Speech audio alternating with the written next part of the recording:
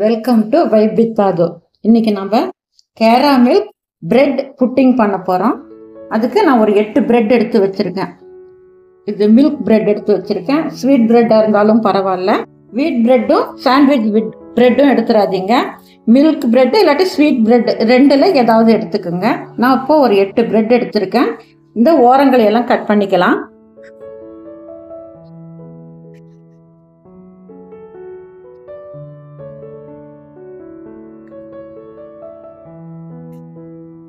பிரெட்டை ஒரு இப்படி நாளாக கட் பண்ணி ஜாரில் போட்டு பொடிச்சிட்டு வந்துடலாம்.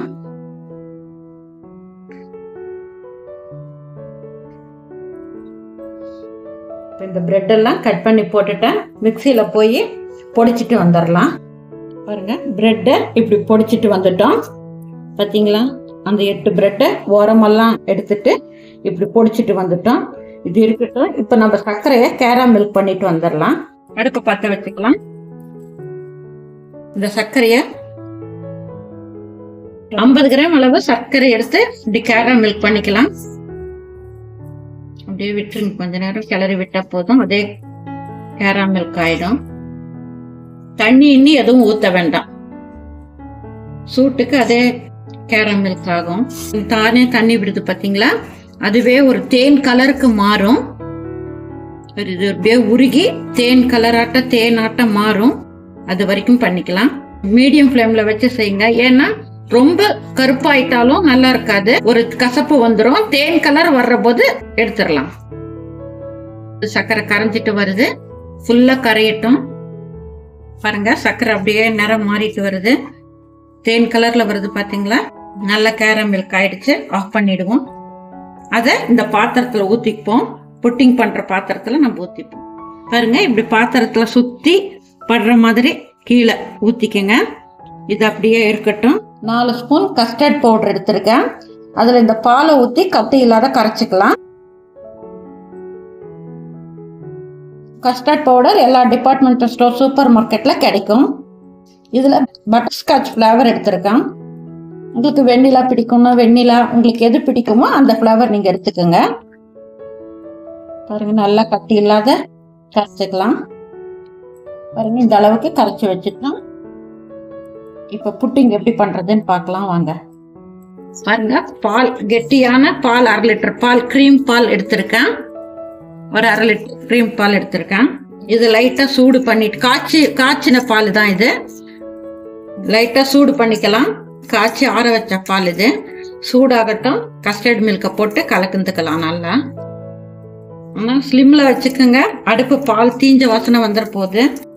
தீய விடாத பண்ணுங்க. இப்போ இந்த கஸ்டர்ட் மில்க் இதுல போட்டுக்கலாம்.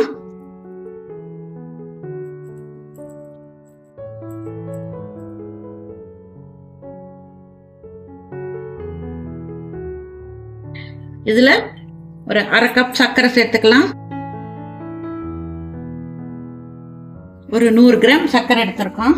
சர்க்கரையும் கஸ்டர்ட் பவுடரையும் போட்டு நல்லா கலக்கிக்கலாம். பாருங்க, கெட்டி ஆகட்டும், கொஞ்சம் கெட்டி ஆகட்டும். ஸ்டவ் ரொம்ப ஸ்லிம்ல தான் வச்சிருக்கேன்.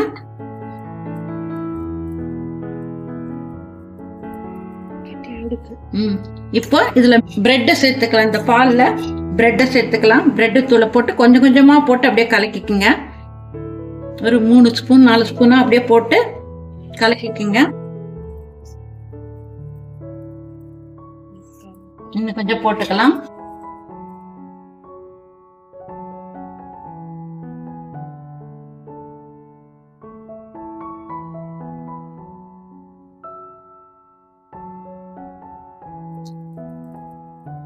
பாருங்க, நல்லா இப்படி கெட்டி ஆயிடுச்சு. இது போதும். இது கேராமல் போட்ட பாத்திரத்துல இது போட்டுக்கலாம்.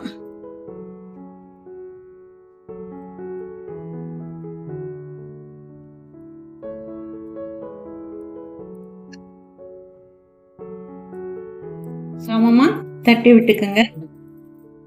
ஒரு கடாயில தண்ணி போட்டு ஒரு ஸ்டாண்டு போட்டு வச்சிருக்கேன். சூடாகட்டும். இப்போ ஃபாயில் பேப்பர் போட்டு சுருட்டி வச்சிருக்கேன். பாருங்க, ஃபாயில் பேப்பர் இல்லைன்னா ஒரு தட்டு போட்டு மூடிடுங்க. ஏன்னா இந்த தண்ணி உள்ள போக கூடாதுங்கிறதுக்காக தான்.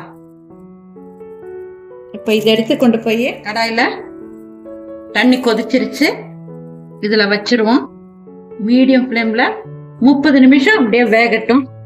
அப்பப்ப தண்ணி மட்டும் இருக்கான்னு பார்த்துக்குங்க, வேகட்டும். இது 30 நிமிஷம் ஆவியில வச்சு வேக வச்சிட்டோம். இது கொஞ்சம் சூடா இருக்கு. கொஞ்சம் ரூம் டெம்பரேச்சர் வந்ததும் ஃப்ரிட்ஜில் ஒரு 2 மணி நேரம் வச்சுட்டு பிறகு உங்களுக்கு எப்படி இருக்குன்னு காட்டுறேன். 2 hours later. ஃப்ரிட்ஜில் வச்சு 2 hours ஆயிடுச்சு. இப்போ பிளேட்ல திருப்பி போடலாம். பாருங்க, கேரமில் பிரெட் புட்டிங் சூப்பரா வந்திருக்கு. இப்ப கட் பண்ணி காட்டுற பாருங்க.